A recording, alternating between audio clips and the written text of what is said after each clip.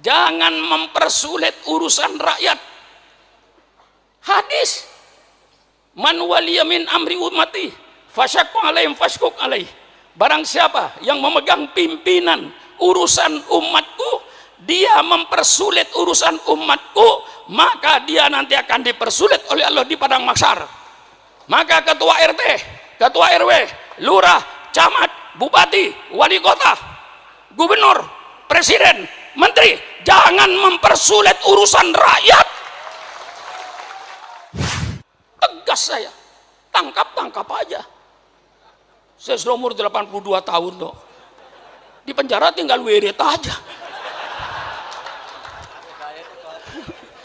Lah iya, saya sudah nggak ada apa-apa sekarang Pak Faibul, nggak usah curiga dengan Sukron Makmun. Walaupun saya nanti aktif di NU, jangan curiga, jangan curiga. Mau jadi menteri sudah ketuaan, mau jadi DPR sudah ketuaan. Tidak ada yang ada depan saya kecuali kuburan. Di depan saya kuburan. Jabatan sudah nggak ada, sudah lewat semuanya itu. Kalau saya masih umur 60 tahun, sampean boleh curiga saya takut disaingi jabatannya, takut berebut menteri. Tidak bakalan sekarang, sudah sampean mau jadi menteri aja. Saya sudah lihat kuburan situ tuh, nggak usah curiga.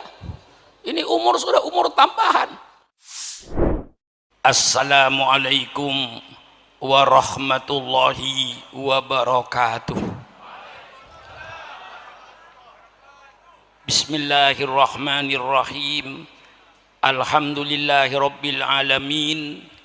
Wassalatu wassalamu ala ashrafil anbiya'i wal mursalin, sayyidina wa habibina wa syafi'ina wa maulana Muhammad wa ala alihi wa ashabihi ajma'in. Subhanaka la ilma lana illa ma 'allamtana innaka antal alimul hakim. La haula wa la quwata illa billahil aliyil azim. Amma ba'du.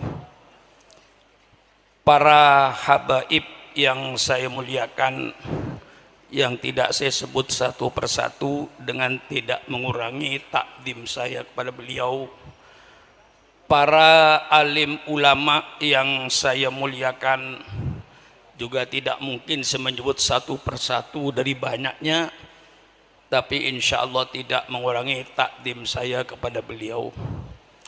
Hadirin dan hadirat sekalian yang berbahagia, wabil khusus kepada Sahibul Bait Al-Mukarram Kiai Haji Muhammad Rizdes bin Kiai Abdul Hamid yang saya muliakan.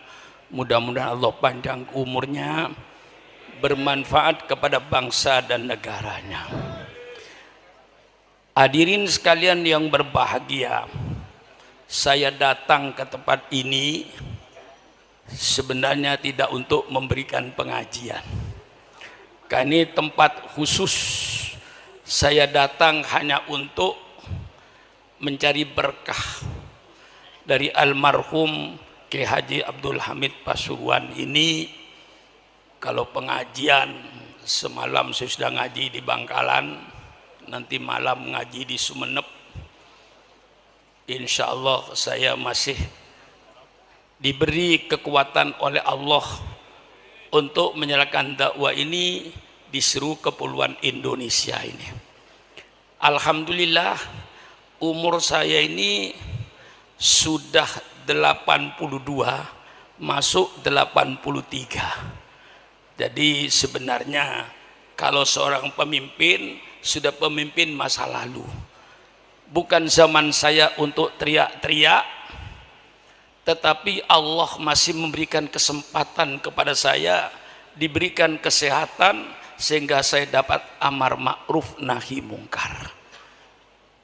Ketika saya almarhum masih surganya, alhamdulillah selama saya datang ke Pasuruan ini, alhamdulillah belum pernah ditolak oleh beliau itu. Walaupun beliau kadang-kadang sedang sakit menolak tamu, tapi giliran saya alhamdulillah pernah beliau temui saya di tempat tidur disuruh masuk ke tempat tidurnya, bicaralah di situ di sana. Banyak yang memberikan sugesti kepada saya, karena Ki Abdul Hamid seorang wali min auliaillah.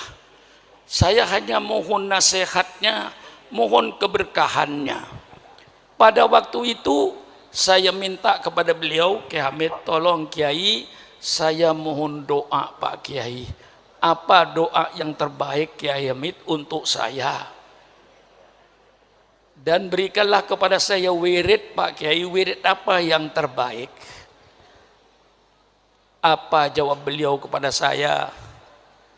Wiridnya Ustadz sudah bagus. Kalau ada undangan jangan ditolak. Dan ini pesan beliau, jangan milih-milih undangan. Itu yang saya pegang. Sehingga di Jakarta saya disebut Kiai Kaku. Diundang menteri kadang-kadang saya nggak datang. Diundang gubernur saya tidak datang. Karena ada undangan di RT. Di musola kecil yang sudah bulanan mengundang saya. Nggak tega saya, hari hanya saya menggagalkan itu. Saya mempunyai pendirian dari Kiai Hamid, jangan mengecewakan orang. Jadi kalau udah undangan sudah ditulis, jangan sampai dibatalkan, jangan milih-milih undangan. Satu ketika saya diundang orang besar, tidak saya sebutkan, untuk meresmikan satu pabrik dengan 17 Agustus. Saya kasihkan sama ajudannya ini, tolong ini agenda saya. Kalau kosong saya datang. Oh ada Pak, isi. Tapi di musola di Cirebon, apa tidak bisa dibatalkan? Saya jawab, seandainya Anda jadi pengurus musola ini, sudah ngundang saya setengah tahun, sudah saya tentukan waktunya. Ketika waktunya ditentukan saya batalkan, ketahuan saya pidato di tempat lain. Bagaimana perasaan saudara? Ukur sama perasaannya. Ini ajaran yang diberikan Kiai Hamid kepada saya. Sehingga saya kaku. Bukan kaku apa? Diundang menteri pun saya tolak. Undang gubernur tolak. Karena pesan Kiai Hamid, jangan milih-milih undangan. Ini senjata yang saya pakai. Kemudian saya minta lagi sama Kiai Hamid, Kiai, saya ini masih ilmu masih jauh Kiai, mohon doanya Kiai. Dan juga saya banyak membangun Kiai, perlu dana, perlu bantuan. Subhanallah, jawabannya menyejukkan sama saya. Sudahlah Ustadz Sukron, lek wis wayahe ilmuni tugi piyambak. Ini kayak wirid bagi saya ini. Lek, kalau dana gimana Kiai? Dana pun bangun yang berani. Nggak usah menggantungkan pada manusia, gantungkan saja kepada Allah. Lek wis wayahi tugi piyambak. Saya jadikan wirid. Walaupun saya nggak pegang duit, bangun, letakkan batu pertama. Dengan baca Fatihah kepada almarhum Kiai Hamid, pokoknya sampean Daud lek wis wayahi tugi piyambak, lek wis wayahi tugi piyambak, lek wis wayahi tugi piyambak. Jadi wirid bagi saya ini. Sering saya pidato di mana-mana, lek wis wayahe tugi piyambak. Bukan bahasa Arab lagi. Wiridnya bahasa Jawa. Padahal saya bukan orang Jawa. Tapi saya jadikan wirid. Bangun. Alhamdulillah, berkah dorongan almarhum. Saya berani membangun. Barangkali alhamdulillah pondok pesantren saya di tengah-tengah kota. Di kota Jakarta, kalau tidak karena keberkahan ulama dan para habaib, tidak mungkin Syukuran Makmun akan menepi tanah 3,5 hektar di ibu kota. Siapa yang punya tanah 3,5 hektar di ibu kota? Tolong carikan. Tidak ada. Pondok pesantren Doromanu 3,5 hektar di Jakarta Selatan. Kalau tidak berkahnya para ulama, tidak berkahnya para habaib, ini yang saya mantep. Jadi setiap saya membangun, Gak saya mikirkan duit, urusan belakang. Beli batu 1 truk, beli pasir, beli semen, letakkan batu pertama. Pokoknya saya yakin, lek wis wayai, insya Allah almarhum mendengar perkataan saya ini. Ini saya pegang, hanya pegang lek wis wayai. Karena Kiai Hamid bilang, Ustadz dikirnya sudah bagus. Dikir apa? Kiai, lek wonten undangan jangan ditolak, jangan milih-milih undangan. Lek boten wonten undangan sampean ngaos dari kalian santri-santrinya. Itu saya pegang teguh. Perkataan Kiai Hamid itu, dan itu yang membangkitkan saya. Tidak takut saya sampai sekarang. Barangkali kalau datang ke Jakarta, ya Pak, sedang membangun saya gedung, panjangnya 72 meter, lebarnya 35 meter tanpa tiang. Kok berani? Lek wis waya itu kipi hamba kok. Apalagi kalau nanti giliran pasang keramik, datang keramik.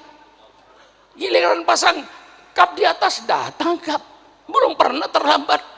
Ini keyakinan saya, tawassul saya ini. Dengan Fatihah kepada almarhum, terus saya semangat, lek wis waya itu kipi hamba. Nah, ini saudara-saudara, alhamdulillah saya belum pernah datang ke Pasuruan dalam keadaan Kiai Hamid sakit bagaimanapun saya masih dipanggil. Beliau di tempat tidurnya, saya di bawah. Saya sering minta nasihat kepada beliau, dan itu yang saya pegang. Maka sampai sekarang saya diundang di RT pun, musola di bawah jembatan pun saya datangi. Karena pesan Kiai Hamid, jangan didatangi. Kalau undangan gubernur didatangi, undangan menteri didatangi, undangan musola di tepi sungai dicoret. Ini kiai kurang ajar ini sebenarnya.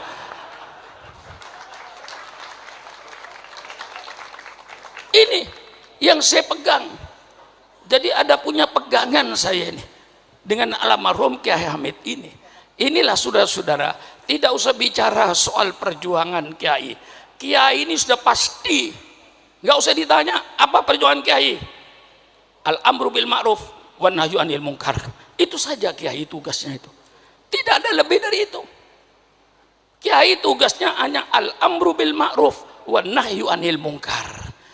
Maka kalau ada, maaf pemerintah, maaf Pak Menteri, maaf Pak Wali Kota, maaf Pak Bupati, kalau dia kiai berbeda dengan pemerintah, itu kiai yang bagus, kiai yang peduli dengan negaranya, tidak mau kiai membiarkan negara ini hancur, tidak mau kiai membiarkan negara dalam kedoliman.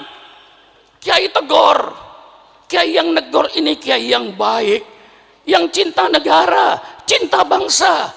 Kalau ada kiai berbeda, jangan ditangkap, jangan dipenjara. Kalau dia kiai berbeda, undang ke kantor kabupaten. Syukron Makmun berbeda dengan Bupati Lumajang, bukan musuh saya ini. Saya cinta sama bupati, supaya bupatinya tidak tergelincir. Undang saya ke kabupaten. Ini namanya demokrasi. Ngopi bersama dengan bupati. Betul apa tidak? Kalau perlu dengan mie goreng. Betul apa tidak? Mari bicara apa maunya Pak Sukron. Oh begini Pak Bupati Lumajang, begini Pak Bupati Pasuruan, sesuai dengan Al-Quran dan Sunnah Nabi begini. Kan enak toh. Jangan dimusuhi lalu dianggap lawan. Ulama ini yang mendirikan republik ini. Kalau tidak ada ulama, tidak ada NKRI. Saya tegas, persilakan yang mau nuntut. Tidak ada ulama, tidak ada NKRI. Saya berikan fakta, karena yang sekarang jadi pemimpin ini orang yang tidak baca sejarah barangkali. Ya, Al-Mukarram Kiai Stakuf itu yang akrab dengan saya dulu kakeknya. Kiai Bisri Mustafa yang akrab dengan saya kemana-mana. Lalu dengan Kiai Ulil Bisrinya, sekarang cucunya.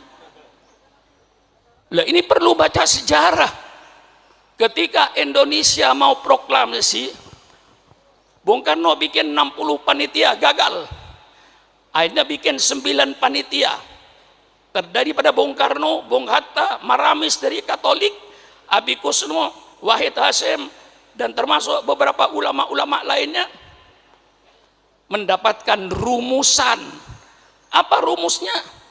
Negara Republik Indonesia berdasarkan ketuhanan dengan kewajiban menjalankan syariat Islam bagi pemeluk-pemeluknya.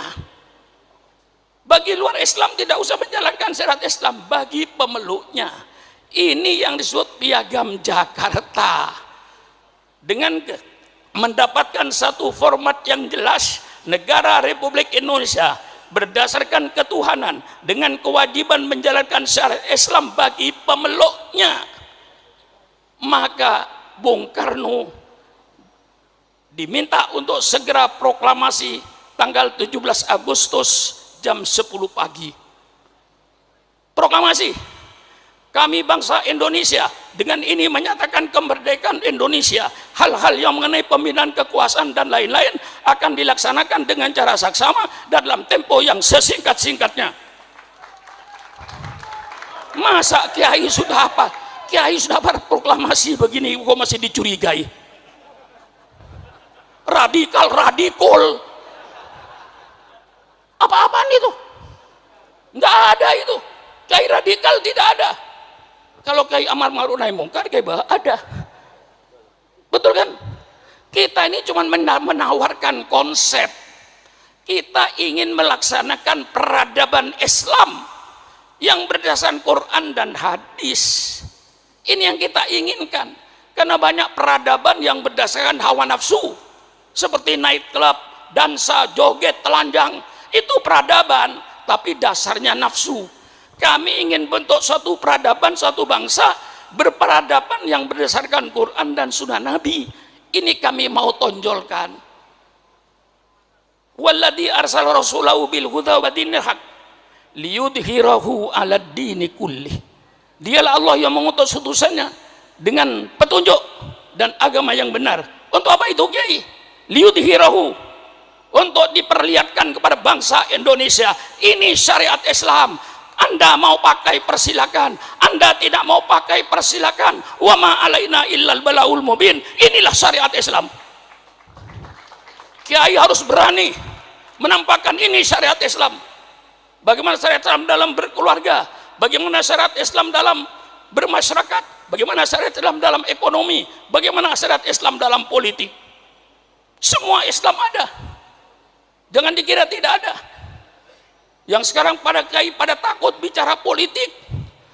Kiai yang melarang politik itu dulu Belanda. Karena Belanda ingin menjajah Indonesia. Kiai dilarang baca politik, tidak boleh bicara politik di masjid, di majelis taklim dan lain-lainnya. Itu yang melarang bicara politik Belanda. Kalau sekarang masih ada orang yang melarang kiai bicara politik, itu berarti sisa-sisa Belanda. Jelaskan? Jelaskan? Itu sisa-sisa Belanda itu. Persilakan. Kalau kiai sayang negara, kalau kiai cinta sama NKRI, saatnya kiai bicara politik. Politik Al-Quran, politik sunnah Rasulullah. Bukan politik kebohongan, bukan pencitraan, tapi kejujuran politik yang diminta itu. Betul apa tidak? Persilakan Kiai bicara politik, politik Al-Quran, bicara politik, politik sunnah Rasulullah. Yang kayak tadi itu Pak Bupati dan Pak Menteri, itu semuanya dalam Islam ada. Jangan mempersulit urusan rakyat. Hadis, man waliya min amri ummati fasyaqqa alaihim fashquq alaih. Barang siapa yang memegang pimpinan urusan umatku, dia mempersulit urusan umatku, maka dia nanti akan dipersulit oleh Allah di padang mahsyar. Maka ketua RT, ketua RW, lurah, camat, bupati, wali kota, gubernur, presiden, menteri, jangan mempersulit urusan rakyat. Kalau bisa dipermudah, mengapa dipersulit? Jangan sebaliknya. Kalau bisa dipersulit, mengapa dipermudah? Iblis. Nah, ini betul? Betul Kiai Pak? Kalau bisa dipersulit, kalau bisa dipermudah, mengapa dipersulit? Man waliya min amri umatih fasaqwal fasquk alaih. Man yasta'illahu ru'yatan yamutu yauma yamutu wa wasul li ru'yatihi haramallahu alaihil jannah. Ini hadis politik. Ayo bicara dengan orang-orang politik. Saya undang ke rumah, ayo bicara politik dengan Syukron Makmun. Ini hadis politik. Barang siapa yang Allah jadikan pemimpin, kemudian dia mati, ketika mati kebah sedang menipu rakyatnya, pemimpin seperti itu haram masuk surga. Haram masuk surga. Doakan pemimpin-pemimpin yang belum memenuhi janjinya ketika kampanye, mudah-mudahan dipanjangkan umur. Betul apa tidak? Hei pemimpin-pemimpin yang kau belum melaksanakan janji-janjinya ketika kampanye, tolong ya Allah jangan dimatikan dulu. Kalau nanti dia sudah memenuhi janjinya, mau mati, matilah kau.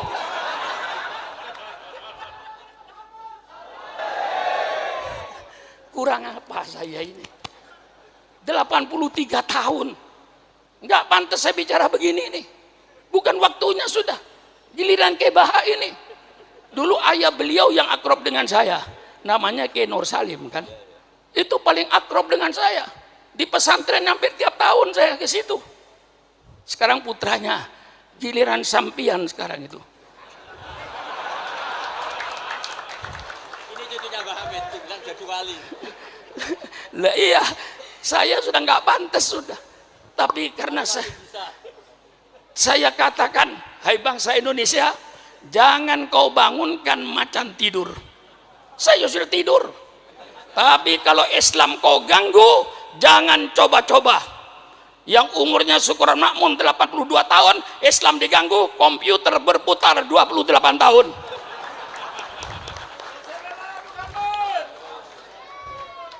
Betul? Betul. Lah kalau saudara ingin tahu, pemerintah, terus terang aja, Syukron Makmun, ketua RT, ketua RW, lurah, camat, sampai bupati, sampai presiden, semua yang ada ini tidak ikut berjasa dalam NKRI itu. Yang berjasa dalam NKRI itu siapa? Yang di kuburan itu. Kita cuma pandai makan jasa. Bapak Haji saya pandai makan jasa. Jangan hanya pandai makan jasa, tapi kau harus pandai pula berjasa. Orang yang hanya pandai makan jasa tapi tidak mau berjasa, itulah orang-orang yang hanya pandai berjoget di atas kuburan orang lain. Jangan kau berjoget di atas kuburan orang lain. Betul atau tidak? Mari kita berjasa. Sudah pemilihan umum, biayanya mahal, 100 triliun lebih, dipilih oleh rakyat, digaji oleh rakyat, gajinya 60 juta ke atas. Kok yotego? Sudah gajinya gede kok yotego masih nyolong duit rakyat. Itu kemana perasaannya? Sudah tidak ikut berjasa. Yang berjasa pahlawan itu. Maka kalau pemerintah ingin tahu kontribusi umat Islam terhadap NKRI, saya katakan pemerintah, kalau pemerintah ingin tahu tentang bantuan umat Islam terhadap NKRI, tolong pemerintah adakan sensus kuburan. Loh, betul kan? Sensus kuburan. Tiap kabupaten ada teman pahlawan kan? Pasuruan ada, Probolinggo ada, Sidoarjo ada, Mojokerto ada, taman pahlawan. Tolong pemerintah masuk taman pahlawan itu. Sensus, siapa nama, agama apa, siapa nama, agama apa, siapa nama, agama apa, siapa nama, agama apa. 99% darahnya umat Islam untuk NKRI. Jerit saya ini supaya paham semuanya itu. Sakit saya ini. Maka walaupun sakit-sakit, nggak bisa jalan, masih saya paksa. Soalnya Kiai Idris ketemu saya di kuburan Kiai Hamid. Ketika saya takziah ke kuburan, tolong Kiai nanti maulid kalau bisa datang usahakan iya. Nah, ya sudah, saya sudah mau berhenti juga.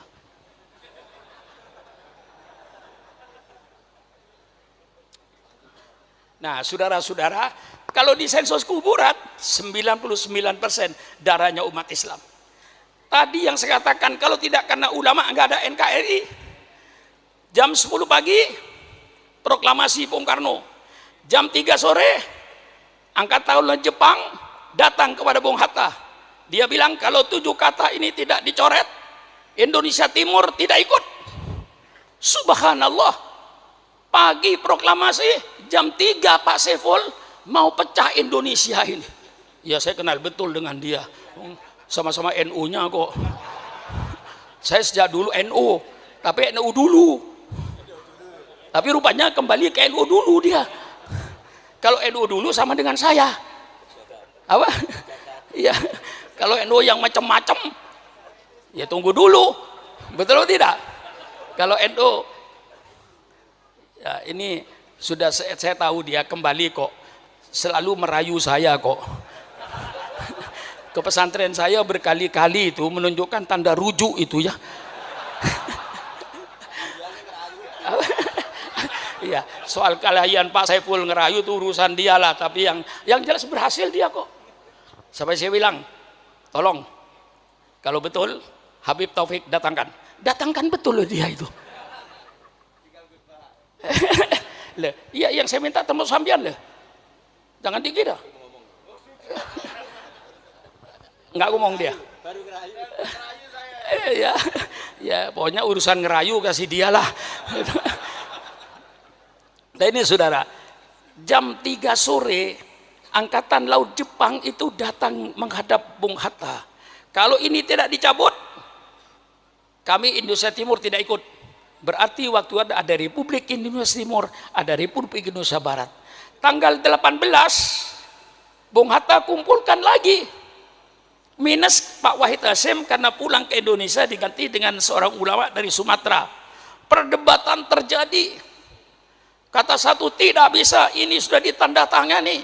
Kata satu gimana? Nah nanti kalau pecah Indonesia ini dengan lapang dada wahai bangsa Indonesia dari Sabang sampai Merauke. Kalau tidak karena lapang dadanya para tokoh Islam waktu itu, NKRI tidak ada. Tegas saya. Tangkap aja. Saya sudah umur 82 tahun loh. Di penjara tinggal wirid aja. Lah iya. Saya sudah nggak ada apa-apa sekarang Pak Faibul.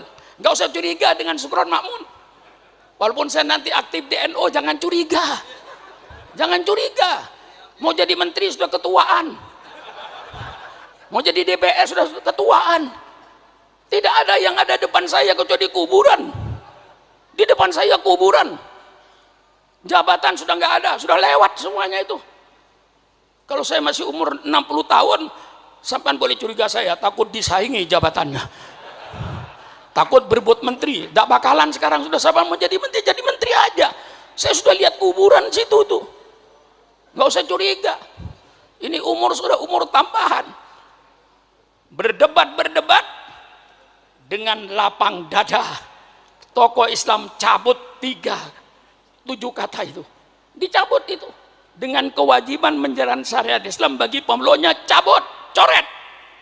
Tapi ulama minta gantinya. Gantinya apa? Maha Esa, lebih mahal lagi. Secara akidah lebih mahal lagi. Maka berubahlah Pancasila tanggal 17 masih berbunyi negara Republik Indonesia berdasarkan ketuhanan, tidak ada Maha Esa, berdasarkan ketuhanan dengan kewajiban menjalankan syariat Islam bagi pemeluknya. Tanggal 18 Agustus berubah. Indonesia berdasarkan ketuhanan yang Maha Esa, titik. Kalau seandainya ulama waktu itu tidak mau merubah dan tidak mau mencabut, ya tidak ada NKRI itu. Masa ulama yang dicurigai tidak cinta NKRI? Kiai yang bikin kok. Nah, saya kira masih ada pembicara lagi ya.